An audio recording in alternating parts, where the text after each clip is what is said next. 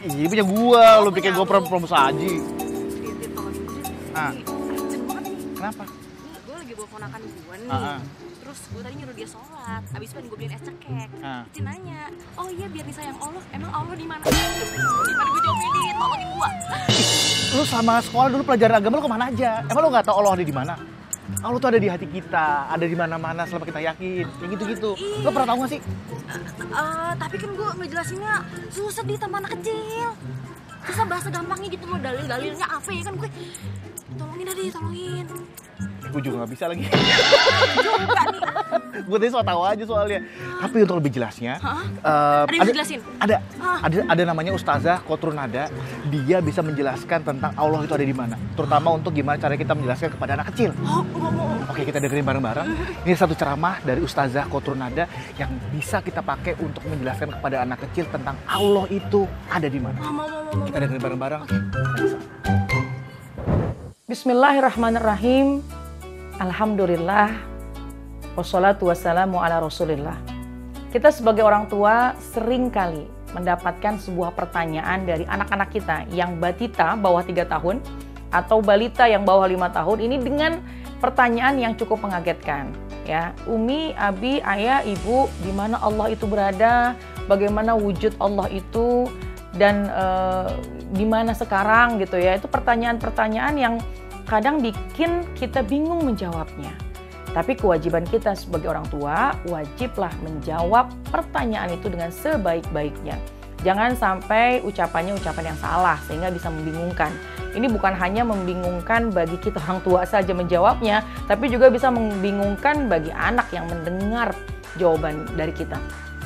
Tugas kita sebagai orang tua, jawablah dengan sebaik-baiknya. Caranya satu, coba kita pilih bahasa, kita pilih tata cara kalimat yang mudah dipahami oleh mereka. Contohnya, ketika ditanya, Ayah, Ibu, di mana sih Allah itu? Maka katakanlah, Allah itu ada. Allah itu dekat dengan kita. Bahkan kita bisa mengungkapkan kalimat bahwa, coba nak, kamu duduk di situ, kemudian kamu berpindahlah ke arah yang lain. Ketika sudah berpindah, katakanlah, yang memindahkan dari satu sisi ke sisi yang lain itu adalah kehendak dari Allah Subhanahu wa Ta'ala. Yang memindahkan, yang menggerakkan semua itu adalah Allah Subhanahu wa Ta'ala. Allah dekat, sungguh amat sangat dekat. Dan bahkan Allah juga berfirman, wa iza sa'alaka ibadi fa inni qarib. Dan ketika dikatakan bahwasannya Allah itu amat sangat dekat, bisa memindahkan dari satu tempat ke tempat yang lain, bisa memindahkan kita, pergerakan kita, apa yang kita lakukan semua itu kehendak daripada Allah Subhanahu wa Ta'ala. Nah, jadi gunakanlah bahasa yang mudah mereka pahami ya. Bahasa yang sekira-kiranya tadi saya contohkan, kamu duduk di sini, kemudian kamu berpindah. Ketika berpindah, itu semua Allah yang menggerakkan.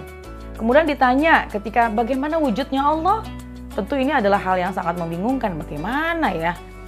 Katakanlah bahwa Allah itu berbeda dengan makhluknya. Allah itu berbeda dengan ciptaannya. Kita memiliki postur yang semacam ini. Allah berbeda. Allah maha istimewa.